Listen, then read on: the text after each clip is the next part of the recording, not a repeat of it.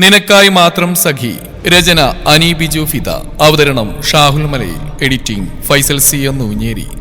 സമയം രാത്രി 10 കഴിഞ്ഞു. നിയന്ത്രണം വിട്ടവളെ പോലെയാണ് ജനനി ആ സമയം വീട്ടിൽ നിന്ന് കാറുമെടുത്ത് പുറത്തേക്ക് പോയത്. നല്ല മഞ്ഞുള്ള ദിവസമായിരുന്നു അത്. വഴിയാകെ മൂടൽ മഞ്ഞാൽ മൂടപ്പെട്ടിരുന്നു. മൂടൽ മഞ്ഞ് റോഡിലെ കാഴ്ചകളെ മറയ്ക്കുമ്പോഴും അതൊന്നും അവളെ ബാധിച്ചില്ല. മനസ്സിലേക്ക് അപ്പോഴും കടന്നു വന്നത് ആ അജ്ഞാത നമ്പറിൽ നിന്ന് വന്ന വീഡിയോ മെസ്സേജ് മാത്രമായിരുന്നു. തന്റെ ഭർത്താവ് മറ്റൊരു പെണ്ണിനോടൊപ്പം കിടക്ക പങ്കിടുന്ന ദൃശ്യം. കാറിലെ AC-യിൽ അവളുടെ ശരീരം വിയർത്തു. കണ്ണുകൾ നിറഞ്ഞു. അപ്പോഴും താൻ കണ്ടൊന്നും സത്യമാവില്ലേ എന്ന് അവൾ പ്രാർത്ഥിച്ചുകൊണ്ടിരുന്നു. രാത്രി ആ നേരം ജെനി കാറെടുത്ത് പുറത്തേക്ക് പോകുന്ന കണ്ടാണ് ശ്രീധരനും ഭാര്യ സുമതിയും പുറത്തേക്ക് ഓടി വന്ന്. അപ്പോഴേക്ക് അവൾ പോയി കഴിഞ്ഞിരുന്നു. ഡ്രൈവർ പയ്യൻ പുറത്തേനെ നിൽപ്പുണ്ട്. മോളെ എങ്ങോട്ടാ രമേശ പോയത്?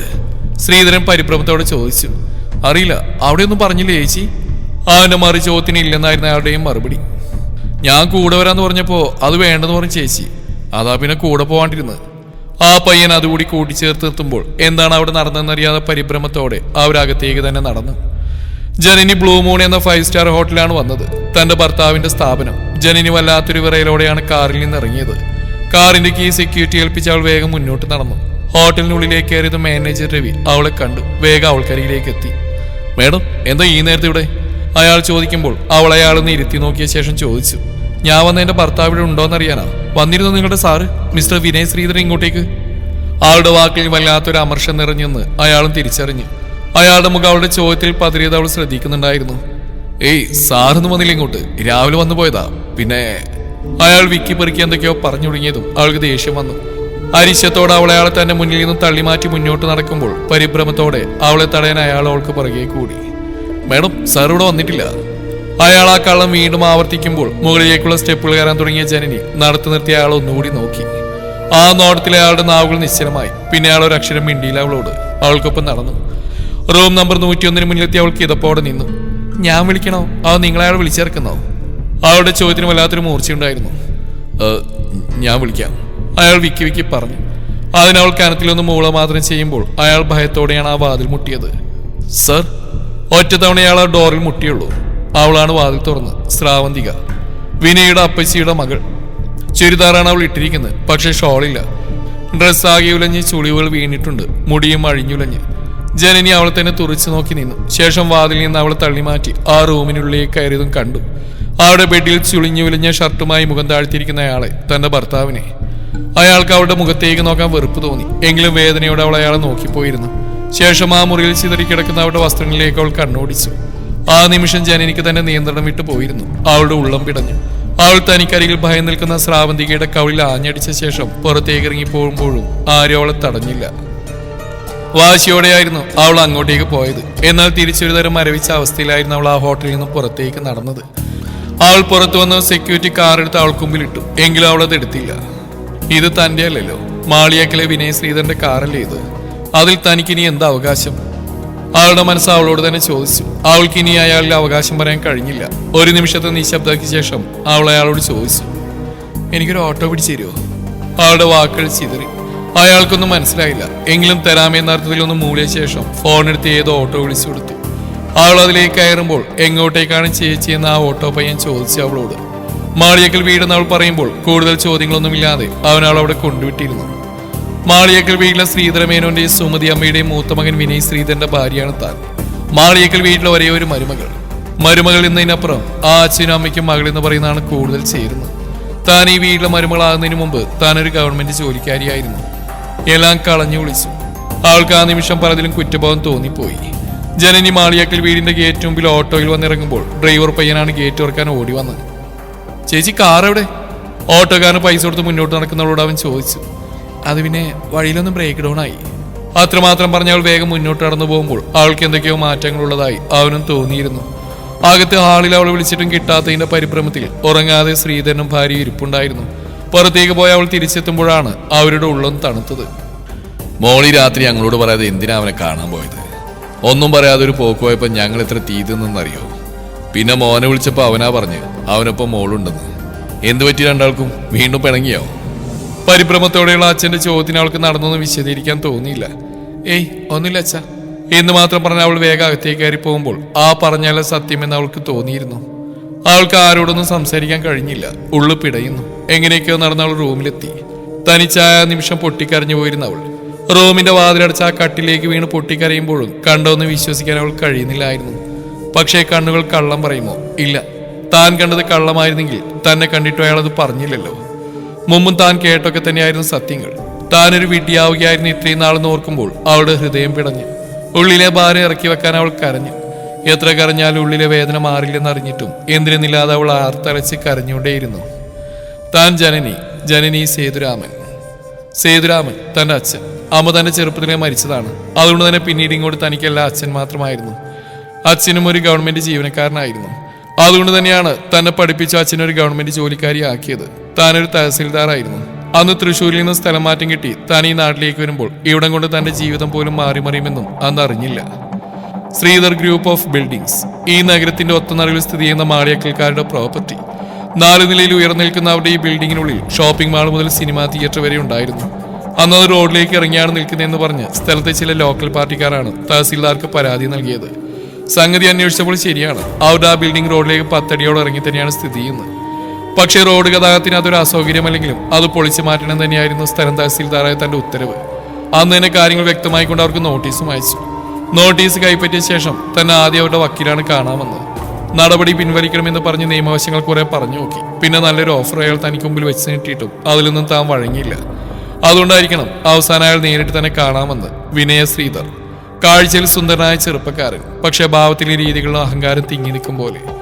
ഒരുപക്ഷെ അത് തന്നെയായിരിക്കാം അന്ന് തന്നെ ഏറെ ചൊടിപ്പിച്ചത്. ആദ്യം അയാൾ തന്നെ കാണാൻ തന്റെ ഓഫീസിലേക്കാണ് വന്നത്. കൂടെ ആളുടെ മാനേജർ രവിയും ഉണ്ടായിരുന്നു. തന്റെ ക്യാബിലേക്ക് വന്നവരോട് താൻ ഇരിക്കാൻ പറയുമ്പോൾ അയാൾ തനിക്ക് മുന്നിലേക്ക് കസേര വലിച്ച് കാലിമേൽ കാല് വെച്ച് ഇരുന്നതും അന്നേ താൻ നോട്ട് ചെയ്തിരുന്നു. പക്ഷെ അന്ന് താൻ സാരാക്കിയില്ല. ശേഷം സംസാരിച്ചു തുടങ്ങി. താൻ അയച്ച നോട്ടീസ് അത് പിൻവലിക്കണമെന്നായിരുന്നു അയാളുടെ ആവശ്യം. നടക്കില്ലെന്ന് അപ്പോൾ തന്നെ തീർത്തു പറഞ്ഞു. അന്ന് അവിടെ വെച്ചായിരുന്നു ആദ്യമായി അയാൾ തനിക്ക് നേരെ ശബ്ദമുയർത്തിയത്. നീ ചെവിന്ന് വിളിക്കോ? ഈ ജോലി നിനക്കുണ്ടെങ്കിലല്ലേ നീ ഈ നാട്ടിലുള്ളവരുടെ കെട്ടിടങ്ങൾ പൊളിക്കണ്ട ഇങ്ങനെ ഇറങ്ങിയുള്ളൂ. അതുകൊണ്ട് ഈ ജോലി ഞാൻ ശരിയാക്കി തരാടി. അത് തന്റെ ഓഫീസാണെന്നോ താനൊരു സ്ത്രീയാണെന്നോ പോലും നോക്കാതെ അയാൾ തനിക്ക് നേരെ വിരൽ ചൂണ്ടി സംസാരിച്ച് ഇറങ്ങിപ്പോകുമ്പോൾ വല്ലാത്ത ദേഷ്യം തോന്നിയിരുന്ന അയാളോട്. എങ്കിലും അപ്പോൾ താനൊന്നും പ്രതികരിച്ചില്ല. എന്നാൽ തന്റെ പ്രതികാരം എന്ന പോലെ നിയമ നടപടികളുമായി തന്നെ മുൻപോട്ട് പോയിക്കൊണ്ടിരുന്നപ്പോൾ തനിക്ക് മേലെയുള്ള പലരും തനിക്ക് മേലെ സ്വാധീനം ചെലുത്താൻ ശ്രമിച്ചിരുന്നു. അതിലും താൻ വഴങ്ങാതെയായപ്പോൾ ആവണം അവസാനം അയാൾ തന്റെ അച്ഛനെയും സ്വാധീനിച്ച് അന്ന് രാത്രി അച്ഛനെ അയാൾക്ക് വേണ്ടി എന്നോട് സംസാരിച്ചു. അയാളുടെ അച്ഛൻ ശ്രീധരൻ തന്റെ അച്ഛന്റെ പഴയ സുഹൃത്താണെന്ന് അന്ന് അച്ഛൻ പറഞ്ഞാണ് താൻ അറിയുന്നത്. മോളെ, ഈ റോഡൊക്കെ ഇവിടെ വരുന്നതിന് മുമ്പേ അവരുടെ ആ കെട്ടിടം അവിടെ തന്നെ ഉള്ളതാ. മാളിയക്കലുകാരുടെ ആദ്യത്തെ സംരംഭവും അന്നത്തെ അവരുടെ പ്രധാന വരുമാനമൊക്കെ ആ കെട്ടിടം തന്നെയായിരുന്നു. ഇന്നിപ്പോൾ അതൊന്നു പോയാൽ അവർക്ക് അവരുടെ മുടി കൊഴിയും പോലെയുള്ളൂ.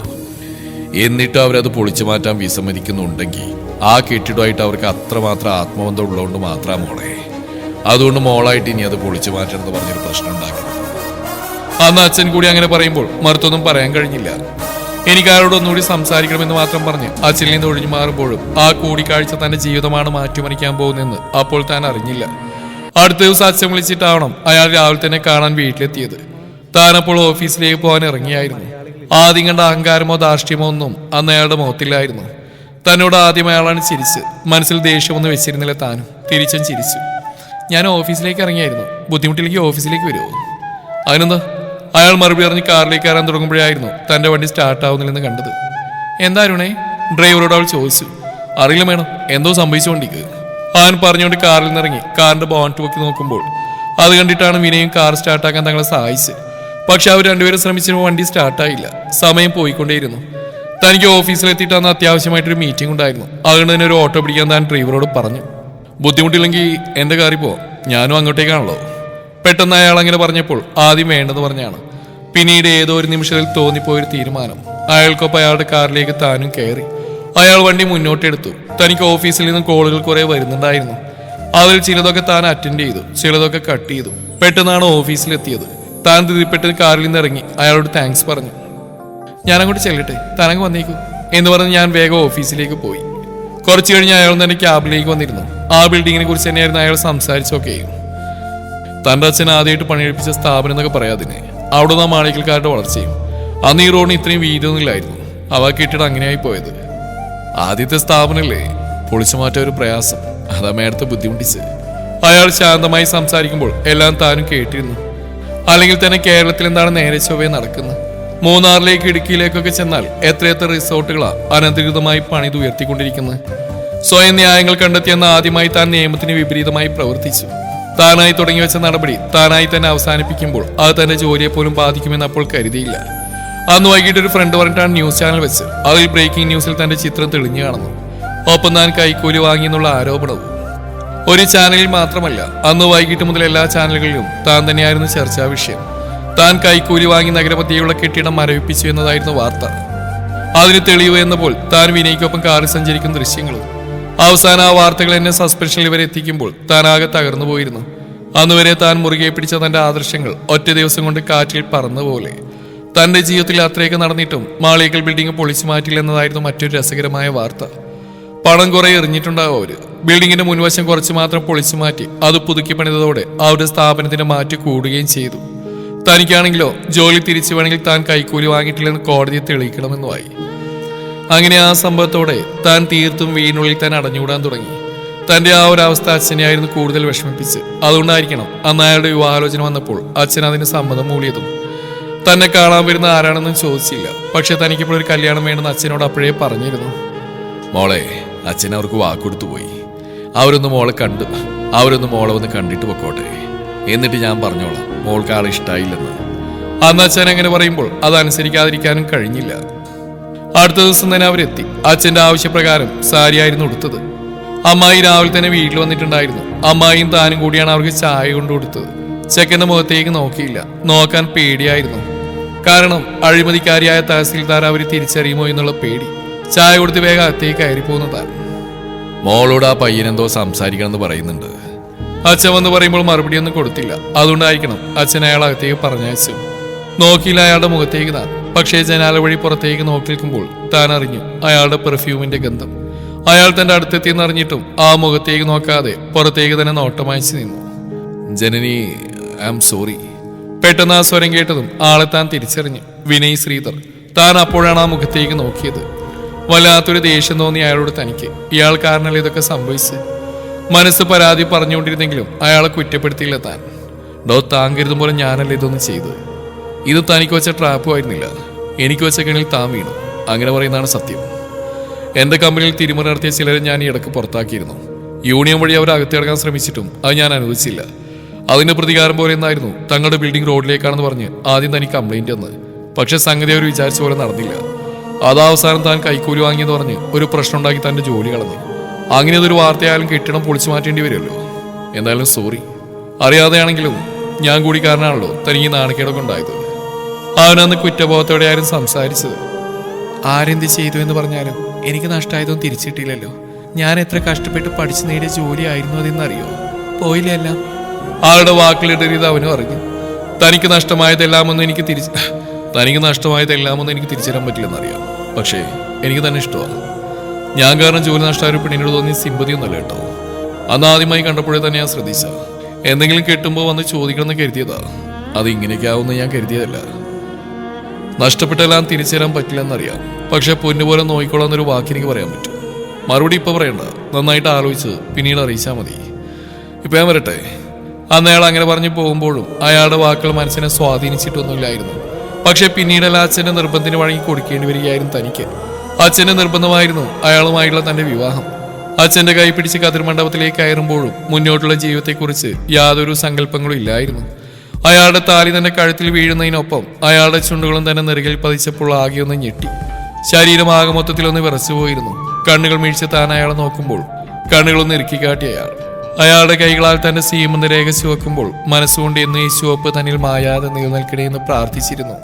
അതാദ്യമായിട്ടായിരുന്നു താൻ ഒരു പുരുഷനൊപ്പം അങ്ങനെ ചേർന്ന് നിന്ന്. അയാളോട് ചേർന്ന് നിന്ന് ഫോട്ടോസ് എടുക്കുമ്പോൾ തന്റെ ശരീരം വിറക്കുന്നറിഞ്ഞിട്ടായിരുന്നു അയാൾ പലപ്പോഴും തന്നിൽ നിന്ന് അകന്നു നിന്നത്. വിവാഹം കഴിഞ്ഞ് അച്ഛനോട് യാത്ര പറഞ്ഞ് അയാൾക്കൊപ്പം അയാളുടെ വീട്ടിലേക്ക് താനും ഇറങ്ങി. അവിടെ തന്നെ സ്വീകരിക്കാൻ അയാളുടെ അച്ഛനും അമ്മയും സഹോദരിയും ഉണ്ടായിരുന്നു. ആ വിവാഹം ഉറപ്പിച്ച മുതൽ പലപ്പോഴും തന്നെ കാണാൻ വന്നിട്ടുണ്ട് അവരൊക്കെ.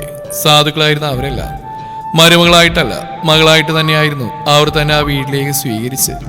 അയാളുടെ സഹോദരി രേവതി അവൾക്ക് താൻ സ്വന്തം ചേച്ചിയായിരുന്നു. അന്ന് തന്നെ ഡ്രസ്സ് മാറാൻ സഹായിച്ചതും പുതിയ വീടിന്റെ അപരിചയത്തിൽ കൂടെ നിന്നൊക്കെ അവൾ തന്നെയായിരുന്നു. അന്നാണ് താൻ ആദ്യമായി ശ്രാവന്തികയെയും അവളുടെ അമ്മയെയും കാണുന്നു. ശ്രാവന്തിക MBA ലാസ്റ്റ് ഇയർ വിദ്യാർത്ഥിയായിരുന്നു. അവളുടെ അച്ഛൻ അവളുടെ ചെറുപ്പത്തിൽ അവളുടെ അമ്മയുമായി പിരിഞ്ഞതാണ്. പിന്നീട് അയാൾ വേറെ കെട്ടിയെങ്കിലും അവർക്ക് ആ മോളെ മറന്ന് മറ്റൊരു ബന്ധം തിരഞ്ഞെടുക്കാൻ കഴിഞ്ഞില്ല. എന്തോ അവളുടെ അമ്മയ്ക്ക് അവളെന്ന് വെച്ചാൽ വല്ലാത്തൊരു സ്വാർത്ഥതയായിരുന്നു. അവൾ എന്ത് വേണമെന്ന് പറഞ്ഞാൽ അത് നേടിക്കൊടുക്കുന്ന ഒരു രീതി. അവർക്ക് അന്നേ ജോലി ഉണ്ടായിരുന്നു. അതുപോലെ ഇവിടുത്തെ അച്ഛന്റെ സഹോദരി കൂടിയല്ലേ അവർ. അതുകൊണ്ട് തന്നെ ഭർത്താവ് ഉപയോഗിച്ചിട്ടും ജീവിതത്തിൽ ബുദ്ധിമുട്ടുകളൊന്നും ഉണ്ടായിട്ടില്ല അവർക്ക്. വിനയേക്കാളും കുറെ ഇളയതാണ് ശ്രാവന്തിക. പക്ഷെ അവളുടെ അമ്മയ്ക്ക് അവളെ വിനയെ കൊണ്ട് കെട്ടിക്കണമെന്നൊരു ആഗ്രഹം ഉണ്ടായിരുന്നു. അത് നടക്കാതെ പോയതിന്റെ ദേഷ്യവും അവരുടെ മുഖത്ത് അന്ന് താൻ കണ്ടിരുന്നു. വൈകിട്ട് വീട്ടിൽ നിന്നും അച്ഛനും ബന്ധുക്കളൊക്കെ വന്നുപോയി. അവര് പോകുമ്പോൾ വല്ലാതെ സങ്കടം തോന്നിയിരുന്നു. അമ്മ പോയ ശേഷം തനിക്ക് അച്ഛനും താനും എന്ന് പറഞ്ഞ് ജീവിച്ചതാണ്. ഇന്ന് അവിടെ തങ്ങളുടെ വീട്ടിൽ അച്ഛൻ മാത്രമായി പോയില്ലോ എന്ന് ഓർക്കുമ്പോൾ ഉള്ളു നീറി. നേരം പിന്നെയും ഇരുട്ടി.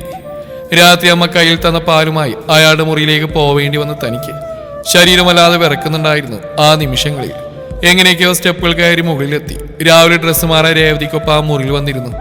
അപ്പോഴില്ലാത്തൊരു വെപ്രാളം ആ നിമിഷം അവൾ അറിഞ്ഞു.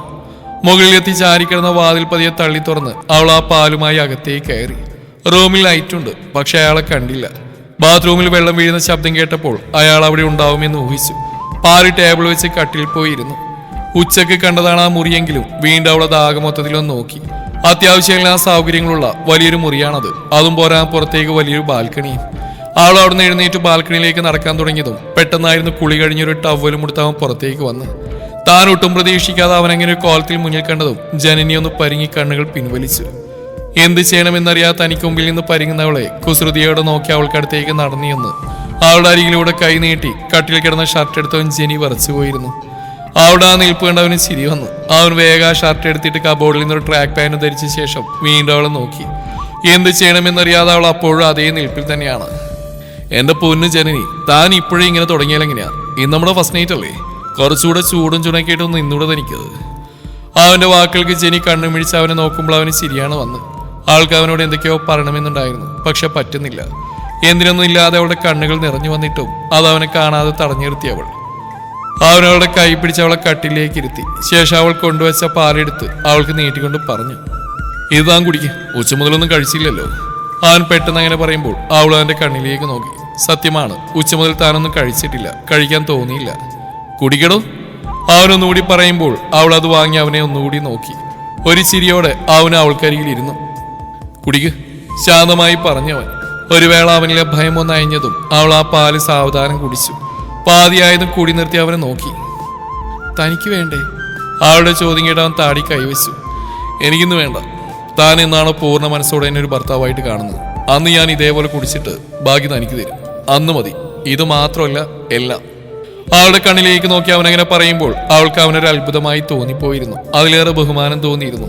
പിന്നീട് ഇങ്ങോട്ടുള്ള ദിവസങ്ങളിൽ അവന്റെ ഓരോരോ പ്രവൃത്തികളാവണം അവളെ കൂടുതൽ അവനിലേക്ക് അടുപ്പിച്ചത്. അവൾ പോലും അറിയാതെ അവൾ അവനെ സ്നേഹിച്ചു തുടങ്ങിയത്. ആദ്യമൊക്കെ നോട്ടങ്ങളിലൂടെ, പിന്നീട് ചെറിയ ചെറിയ സ്പർശനങ്ങളിലൂടെ, പിന്നീട് ചുംബനങ്ങളിലൂടെ, ആലിംഗനങ്ങളിലൂടെ അവർ കൂടുതൽ കൂടുതൽ അടുത്തു.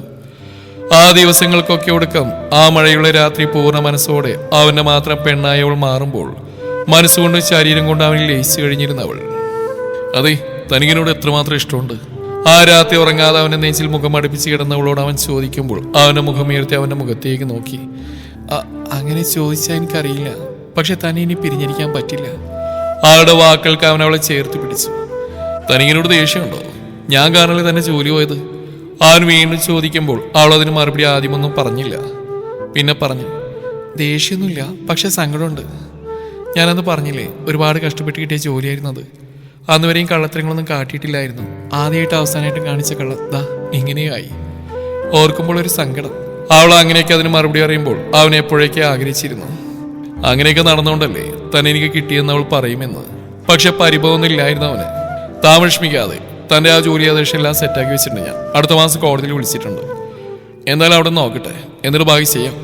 ആ ഒരാളെ ചേർത്ത് പിടിച്ച് പറയുമ്പോൾ പ്രതീക്ഷയോടെ അവൾ അവൻ്റെ കണ്ണിലേക്ക് നോക്കി. അപ്പൊ ജോലി തിരിച്ചിട്ടോ? അവളുടെ ആകാംക്ഷ നിറഞ്ഞ ചോദ്യത്തിന് കിട്ടുമിടോ എന്ന് പറയുമ്പോൾ അവളിൽ പ്രതീക്ഷയുടെ പുതുനാമുകൾ വിരിഞ്ഞു തുടങ്ങിയായിരുന്നു. പുലർച്ചെപ്പോഴായിരുന്നു അവർ ഉറങ്ങിയത്. അടുത്ത ദിവസം അവൻ ഓഫീസിൽ പോകേണ്ടതുകൊണ്ട് അവർ രാവിലെ ഉണർന്നു. അവനുണരുമ്പോഴും അവൾ തന്നെ നെഞ്ചിൽ തന്നെ പറ്റിച്ചേർന്ന് കിടക്കുന്നുണ്ടായിരുന്നു. അവളെ ഉണർത്താതെ എഴുന്നേറ്റ് അവൻ ഓഫീസിൽ പോകാൻ റെഡിയായി വരുമ്പോഴാണ് അവൾ കണ്ണു തുറന്നത്. അവൻ റെഡിയായി നിൽക്കുന്ന കണ്ട് ചാടി അവൻ എഴുന്നേൽക്കാൻ തുടങ്ങിയതും അവൾ തന്റെ ദേഹത്ത് വസ്ത്രങ്ങളിൽ നിന്ന് അറിഞ്ഞു. ഒന്ന് ചമ്മി അവൾ അവനെ നോക്കി. അവളുടെ ഓരോ ഭാഗങ്ങളും തന്റെ ജോലികൾക്കിടയിൽ നോക്കി നിൽക്കുന്നവനെ ഒന്ന് കണ്ണുരുട്ടിയ ശേഷം അവൾ ബെഡ്ഷീറ്റ് എടുത്ത് ദേഹം മറച്ചു പിടിച്ച് ബാത്റൂമിലേക്ക് ഓടുമ്പോൾ അവൻ അവളെ നോക്കി ചിരിക്കുന്നുണ്ടായിരുന്നു. അവൻ താഴേക്ക് ചെല്ലുമ്പോൾ താഴെയെന്ന് ശ്രാവന്തിക അമ്മയും വന്നിട്ടുണ്ടായിരുന്നു. അവൻ താഴേക്ക് പോയി കുറെ കഴിഞ്ഞാണ് ജെനി അവിടെ എത്തിയത്. അവൾ ചെല്ലുമ്പോൾ വിനയ് കഴിക്കാനിരുന്നു. അവനരികിൽ ശ്രാവന്തിക ഇരിപ്പുണ്ട്, കൂടെ അവളുടെ അമ്മയും. സാധാരണ താൻ വരാതെ വിനയ് കഴിക്കാനിരിക്കുന്നതല്ല, ഇന്ന് ചിലപ്പോൾ അവരാവണം വിനയെ കഴിക്കാൻ പിടിച്ചിരുത്തിയെന്ന് അവൾ മനസ്സിലോർത്തു. വിനയേട്ട, ഒരു ദോശ കൂടി കഴിക്കേ. ശ്രാവന്തിക തന്നെ കണ്ടിട്ട് അവന് ദോശ വിളമ്പി കൊടുക്കുന്നുണ്ടപ്പോൾ ജനിക്ക് ദേഷ്യം വന്നിരുന്നു. പക്ഷെ ഒന്നും പറയാൻ നിന്നില്ല അവൾ. മോളും ഇരിക്ക്, അമ്മയായിരുന്നു പറഞ്ഞത്. അവൾ ഇരിക്കാൻ തുടങ്ങിയതും അത് ശ്രാവന്തിയുടെ അമ്മയ്ക്ക് ഇഷ്ടപ്പെട്ടില്ല. അതിന് ഇവൾക്ക് എവിടെയെങ്കിലും പോകാനുണ്ടോ? ജോലിക്ക് പോകാനുള്ളവർ ആദ്യം കഴിച്ചിട്ട് പോട്ടെ, ബാക്കിയുള്ളവർ പിന്നെ കഴിച്ചോളും. അവരൽപ്പം കടുപ്പത്തിൽ പറയുമ്പോൾ ഇരിക്കാൻ തുടങ്ങിയ ജനി പിന്നെ ഇരുന്നില്ല, രേവതിക്കൊപ്പം നിന്നു. അപ്പൊ ശ്രാവന്തിക ചേച്ചിക്കും ജോലിക്ക് പോകാനുണ്ടോ? അല്ല, ഏട്ടനൊപ്പം പിടിച്ചിരുത്തി അപ്പച്ചി കഴിപ്പിക്കുന്നോണ്ട് ചോദിച്ചതാ. രേവതി വിട്ടുകൊടുത്തില്ല. അവൾക്ക് ടൗൺ വരെ ഒന്ന് പോകാനുണ്ട്, വിനയം അതുവഴിയല്ലേ, അതാ വേഗം കഴിച്ചിട്ട് പോകാൻ ഞാൻ പറഞ്ഞു. ആ ഒരു മറുപടി അറിഞ്ഞ് ഒപ്പിക്കുമ്പോൾ ഇനിയൊന്നും ചോദിക്കണമെന്ന് ജനിയാണ് അവളെ കണ്ണു കാണിച്ചത്. ജനനി ചേച്ചി പറഞ്ഞുകൊണ്ട് മാത്രമേ രേവതി ആ സംഭാഷണം അവിടെ നിർത്തി മുറിയിലേക്ക് പോകുമ്പോഴും ജനനി മുഖവും വീർപ്പിച്ച് അവിടെ തന്നെ നിന്നിരുന്നു. കഴിക്കുന്ന കൂട്ടത്തിലും വിനയ അവളുടെ മുഖത്ത് ആ ദേഷ്യം തന്നെയായിരുന്നു ശ്രദ്ധിച്ച് ചിരി വന്ന അവന്. കഴിച്ചു കഴിഞ്ഞ് അവൻ കൈ കഴുകാൻ പോയപ്പോൾ അവളും അവനോടൊപ്പം ഉണ്ടായിരുന്നു. മുഖവും വീർപ്പിച്ച് തനിക്ക് പിന്നിൽ നിൽക്കുന്നവളെ പിടിച്ച് തന്നെ നെഞ്ചിലേക്കിട്ട് സോറി എന്നവൻ പറയുമ്പോഴും അവൾ കണ്ണുരുട്ടി അവനെ നോക്കി. വിനയ് പോവാൻ നേരം അപ്പച്ചി ശ്രാവന്തി അവനോടൊപ്പം പറഞ്ഞയച്ചു. അത് അസ്വസ്ഥതയോടെ തന്നെയാണ് ജനനി നോക്കിയെന്നു. അന്ന് വൈകിട്ട് വിനയ് വന്നപ്പോൾ അവൾ രേവതി ശ്രാവന്തിയെ കുറിച്ച് പറഞ്ഞൊക്കെ അവനോട് പറഞ്ഞു. അവൾക്ക് ഇപ്പോഴും വിനയോട് താല്പര്യമുണ്ടെന്ന് പറയുമ്പോൾ അവൻ ചിരിച്ചു. അവളൊരു കൊച്ചുകുട്ടിയാടി, അവളുടെ അമ്മയ്ക്ക് എന്തൊക്കെയോ ദുരുദ്ദേശങ്ങളുണ്ടായിരുന്നു, പക്ഷെ അവൾക്ക് അങ്ങനെയൊന്നുമില്ലെന്ന് എനിക്കറിയാം. അവന്റെ വാക്കുകൾ ജനിയെ ചൊടിപ്പിച്ചിരുന്നു. പിന്നെ രേവതിക്ക് പണ്ടേ അവൾ ഇഷ്ടമില്ല, അതുകൊണ്ട് അവളെ കുറിച്ച് പലതവൾ തന്നോട് പറയും. അതും കേട്ട് താൻ മറ്റൊന്നും ചിന്തിച്ചു കൂട്ടണ്ട. അടുത്തുനിന്ന് അവളെ വലിച്ച് നെഞ്ചിലേക്കിട്ട് അവൻ പറയുമ്പോൾ മുഖം കൂർപ്പിച്ച് വെച്ചവൾ അവന്റെ കൈകൾ സാരിക്കിടയിലൂടെ അവളുടെ വയറിൽ ഇക്കിളിയാക്കുമ്പോൾ അവളിൽ നിന്ന് കുതിരിമാറി ഉറക്കെ ചിരിച്ചുപോയി അവൾ. അവന്റെ കൈകൾ പിന്നെയും ദിശ മാറി സഞ്ചരിച്ചു. ആ രാത്രിയും അവരുടേതായിരുന്നു. ദിവസങ്ങൾ അങ്ങനെ കടന്നുപോയിക്കൊണ്ടിരുന്നു. അവളുടെ ജോലി തിരികെ കിട്ടുന്നതിൽ ഏകദേശം തീരുമാനമായിട്ടുണ്ടായിരുന്നു. ഒരുപാട് പൈസ അതിനായി വിനയ് മുടക്കിയെന്നതും സത്യമാണ്. അതിനിടയിൽ അപ്പച്ചിയും ശ്രാവന്തിയും പലതവണ വീട്ടിൽ വന്നു പോയത് അവൾക്ക് അസ്വസ്ഥതകൾ ഉണ്ടാക്കി. അവസാനം അച്ഛനെ ചാക്കിയിട്ട് വിനയുടെ കമ്പനിയിൽ അവൾക്ക് അപ്പച്ചി ജോലി കൂടി ആക്കിയെടുത്തു. ജനിയുടെ ആദി വർദ്ധിച്ചു. ഏത് സമയവും അവൾ വിനയ്ക്കൊപ്പം കൂടി തുടങ്ങി. അത് ഇഷ്ടപ്പെടാതെ ശ്രാവന്തികയെ ഒഴിവാക്കാൻ അവൾ അവനോട് പറഞ്ഞു. അതൊരു തമാശ പോലെയായിരുന്നു അവൻ അന്ന് കേട്ടത്. പലപ്പോഴും അതേ ചൊല്ലി അവർക്കിടയിൽ വഴക്കുകൾ നടന്നു. പലരും ഒളിഞ്ഞു മറിഞ്ഞ് അവളോട് പറഞ്ഞിരുന്നു അവരുടെ പോക്ക് ശരിയല്ലെന്ന്. വിശ്വസിച്ചില്ല. അതിലും വിശ്വാസമായിരുന്നു അയാളെ. അല്ലെങ്കിൽ കപട സ്നേഹത്താൽ തന്റെ കണ്ണുകളെ അയാൾ മൂടിക്കെട്ടിയിരുന്നു. ആ രാത്രി അവൾ ഉറങ്ങിയിരുന്നില്ല. അത്രയ്ക്കായിട്ടും താൻ ആ കണ്ടൊന്നും സത്യമല്ലെന്ന് പറഞ്ഞുള്ള അവന്റെ ഒരു കോളെങ്കിലും അവൾ വെറുതെ പ്രതീക്ഷിച്ചു. വിളിച്ചില്ലെന്ന് മാത്രമല്ല, ആ രാത്രി വീട്ടിലേക്ക് വന്നുമില്ല അവൻ. എല്ലാം എല്ലാവരോടും തുറന്നു പറഞ്ഞ് ആ വീട് വിട്ടിറങ്ങണമെന്ന് മാത്രമായിരുന്നു മനസ്സ് മുഴുവനും. പക്ഷെ ആ അച്ഛൻ്റെയും അമ്മയുടെയും മുഖത്തേക്ക് നോക്കി എങ്ങനെയെല്ലാം പറയുമെന്ന് അവൾക്ക് അറിയില്ലായിരുന്നു. എന്നാൽ അടുത്ത ദിവസം രാവിലെ അവൾ പറയാതെ തന്നെ എല്ലാവരും അറിഞ്ഞിരുന്നു. അന്ന് രാവിലെ ശ്രാവന്തി വന്നിരുന്നു. അവൾക്ക് കാണേണ്ടിയിരുന്ന ജനനിയായിരുന്നു. കരഞ്ഞു കലങ്ങിയ കണ്ണുകളോടെ തന്നെ കാത്ത് താഴെയുന്ന അവൾക്ക് അരികിലേക്ക് ജനി വന്നതും പൊട്ടിക്കരഞ്ഞുകൊണ്ട് ശ്രാവന്തിക അവളുടെ കാലിലേക്ക് വീണു. ചേച്ചി, ഞാനെല്ലാം ചെയ്തു കൂട്ടിയത് വിനയേട്ടനൊന്നും അറിയില്ലായിരുന്നു. ഞാൻ മയക്കുമരുന്ന് കൊടുത്ത ഏട്ടൻ അവിടെ എത്തിച്ച്. ജനനിയുടെ തകർന്ന മനസ്സിനെ വീണ്ടും പിടിച്ചുലക്കുന്നതായിരുന്നു ശ്രാവന്തികയുടെ ആ വാക്കുകൾ. വെറുപ്പോടെ തന്റെ കാൽക്കിൽ നിന്ന് അവളെ തട്ടിമാറ്റി ജനനി സോഫയിലേക്ക് തളർന്നിരുന്നു.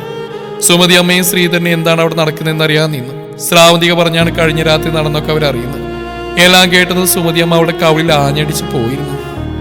ഓളെ അവർ ജനനിക്കടുത്തേക്ക് ഇരുന്നു. അവർക്ക് അവളോട് എന്തു പറയണമെന്നും എങ്ങനെ അവളെ സമാധാനിപ്പിക്കണമെന്നും അറിയില്ലായിരുന്നു. ജനനി വിറക്കുന്ന ശബ്ദത്തോടെ ശ്രാവന്തിക നോക്കി ചോദിച്ചു. കൊള്ളാം, നിന്റെ പുതിയ കഥകൾ കൊള്ളാം. കള്ളം പറഞ്ഞ് ഹോട്ടലിൽ എത്തിച്ച് നീ വിനയ്ക്ക് മയക്കുമരുന്ന് കൊടുത്തു അല്ലേ? നീ ആ കൊടുത്ത് മയക്കുമരുന്നാണെന്നറിയാതെ അയാൾ ആ മുറിയിൽ നിനക്കൊപ്പം അങ്ങനെ കിടന്നു അല്ലേ? ജനനിയുടെ ചോദ്യത്തിന് ശ്രാവന്തിക കണ്ണുകൾ തുടച്ചു. അതാ ചേച്ചി സത്യം, ശ്രാവന്തിക ഏങ്ങിക്കറിഞ്ഞുകൊണ്ട് പറഞ്ഞു. എല്ലാം എൻ്റെ അമ്മയുടെ പ്ലാനായിരുന്നു. വിനയേട്ടൻ എങ്ങനെയെങ്കിലും സ്വന്തമാക്കണമെന്ന് അമ്മയുടെ വാശിയായിരുന്നു. ഇന്നലെ രാത്രി ഹോട്ടലിൽ വെച്ച് ഏട്ടൻ്റെ ഡ്രിങ്ക്സിൽ അമ്മയാണ് എന്തോ കലത്തിയത്. എല്ലാം മാനേജർ രവിയേട്ടനും അറിയായിരുന്നു. ഏട്ടൻ ബോധമില്ലാതെ ബെഡിൽ വീണപ്പോഴാണ് ഞാൻ ആ മുറിയിലേക്ക് വന്ന്. ചേച്ചിക്ക് വന്ന ആ വീഡിയോ മെസ്സേജ് അത് അമ്മ രവിയങ്ങളെ കൊണ്ട് എടുപ്പിച്ചതാ. ചേച്ചി അവിടെ വരുന്ന എനിക്ക് ഉറപ്പുണ്ടായിരുന്നു. അത് ഏട്ടൻ്റെ വസ്ത്രങ്ങളൊക്കെ ഞാൻ അഴിച്ചു മാറ്റിയതും. അവളുടെ ശബ്ദമിടറുമ്പോൾ ജനി അതെല്ലാം കേട്ട് തറഞ്ഞിരുന്നു പോയി. എങ്കിലും താൻ കണ്ടതൊരു കെണിയായിരുന്നു എന്ന് വിശ്വസിക്കാൻ അവൾക്ക് പ്രയാസം തോന്നി. അത്രയേ ഉള്ളൂ, അത് മാത്രമേ അവിടെ നടന്നുള്ളൂ. ശ്രാവന്തിക, നീ കള്ളം പറയും തന്നെയുള്ളൂ, ഉള്ളത് ഉള്ള പോലെ പറയണം. ജനിനി അവൾക്ക് മുമ്പിലെത്തി കെഞ്ചുമ്പോൾ ശ്രാവന്തികയുടെ മുഖത്തേക്ക് നോക്കി പൊട്ടിക്കരഞ്ഞു. അത് ചേച്ചി, ഞാൻ ആ സമയം ഏട്ടനെ അറിയാതെ എല്ലാം പറ്റിപ്പോയി ചേച്ചി. ഏട്ടൻ ജനിയെന്ന് എന്നെ വിളിച്ചത് എപ്പോഴൊക്കെ എനിക്ക് ഇഷ്ടമായിരുന്നു വിനയേട്ടന്.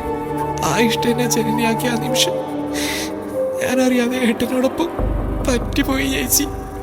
അവളുടെ വാക്കുകൾ മുറിഞ്ഞു. ജനനിയുടെ കാതുകളിൽ ആ വാക്കുകൾ ഇടിത്തിയ പോലെയാണ് പതിച്ചത്. അതുവരെ ഉണ്ടായിരുന്ന ചെറിയൊരു പ്രതീക്ഷ കൂടി അതോടെ കരിഞ്ഞുപോയി. വിറക്കുന്ന കൈകളോടെ അവൾ അരികിൽ നിന്ന് മേശയിൽ മുറുകെ പിടിച്ചു. സുമതി അമ്മയും ശ്രീധരനും ആകെ തകർന്നുപോയി. തന്റെ മകൻ ഇങ്ങനെ ഒരു കെണിയിൽ വീണുവെന്നും അവനറിയാതെയാണെങ്കിൽ മറ്റൊരു പെൺകുട്ടിയുമായി ശാരീരിക ബന്ധത്തിൽ ഏർപ്പെട്ടെന്നുള്ള സത്യം ആ മാതാപിതാക്കളെ തളർത്തിക്കളഞ്ഞു. നീ എന്താ ഈ പറയുന്നത്? ശ്രീധരമേനോ ശബ്ദമിടറി ചോദിച്ചു. വിനയ് നിന്റെ ഏട്ടനല്ലേടി, നിനക്ക് എങ്ങനെ ഇതിന് കഴിഞ്ഞു? ശ്രാവന്തികം മറുപടിയൊന്നും പറയാതെയും കരഞ്ഞുകൊണ്ടിരുന്നു. ജനനിയൊരു നിഴൽ പോലെ അവിടെ നിന്നു. അവളുടെ മനസ്സിൽ ആ മുറിയിലെ ദൃശ്യങ്ങൾ ഒന്നൊന്നായി മിന്നി മറഞ്ഞു. തന്റെ ഭർത്താവ് മറ്റൊരാളുടേതായിരിക്കുന്നു എന്ന സത്യം അവളെ ഉള്ളിൽ നിന്ന് ദഹിപ്പിക്കുകയായിരുന്നു. അപ്പോ ഞാൻ കണ്ടതൊക്കെ സത്യമായിരുന്നല്ലേ? ജനനി മരവിച്ച സ്വരത്തിൽ ചോദിച്ചു. അവൻ അറിഞ്ഞുകൊണ്ടല്ലെങ്കിലും നിന്റെ ശരീരത്തിൽ അവന്റെ സ്പർശനുണ്ടായില്ലേ ചേച്ചി? എനിക്ക് മാപ്പ് വരണം ചേച്ചി. ശ്രാവന്തിക അവളുടെ കാൽക്കിൽ വീഴാൻ ശ്രമിച്ചെങ്കിലും ജനനി പിന്നോട്ട് മാറി. മാപ്പോ? എന്തിന്? എന്റെ ജീവിതം തകർത്തിനോ അതോ എന്റെ ഭർത്താവിനെ എനിക്ക് അപരിചിതനാക്കിയതിനോ? ജനനിയുടെ കണ്ണുകൾ ചുവന്നുകൊടുത്തു. ഇറങ്ങി പോണം നീ. ഈ വീട്ടിൽ നിന്റെ നിഴൽ പോലും ഇനി പതിഞ്ഞു പോരുത്. ജനനി സുമതി അമ്മയും ശ്രീധരനെയും നോക്കി. അവരുടെ കണ്ണുകളിലെ കുറ്റബോധവും സങ്കടം കണ്ടപ്പോൾ ആൾക്ക് വല്ലാത്തൊരു വീർപ്പൂട്ടൽ തോന്നി. ഒന്നും പറയാതെ അവൾ തന്റെ മുറിയിലേക്ക് ഓടിക്കയറി വാതിലടച്ചു. അകത്ത് തനിച്ചായപ്പോൾ അവൾ പൊട്ടിക്കരഞ്ഞു. വിനയനോടുള്ള സ്നേഹം ഇപ്പോൾ തോന്നുന്ന വെറുപ്പും അവളുടെ ഉള്ളിൽ മല്ലിട്ടു. അവൻ നിരപരാധിയാണെന്ന് അവൾക്കറിയാം. പക്ഷെ ശ്രാവന്തിയുടെ വാക്കിൽ നൽകിയ മുറിവ് അത്രമേൽ ആഴത്തിലുള്ളതായിരുന്നു. അതേസമയം പുറത്ത് സുമതി അമ്മയും ശ്രീധരനും എന്ത് ചെയ്യണമെന്നറിയാതെ നിന്നു. അപ്പോഴാണ് മുറ്റത്തൊരു കാർ വന്നിന്ന്. വിനയായിരുന്നു അത്. തുടരും ഈ കഥയുടെ അവസാന ഭാഗം നാളെ ഇതേ സമയം.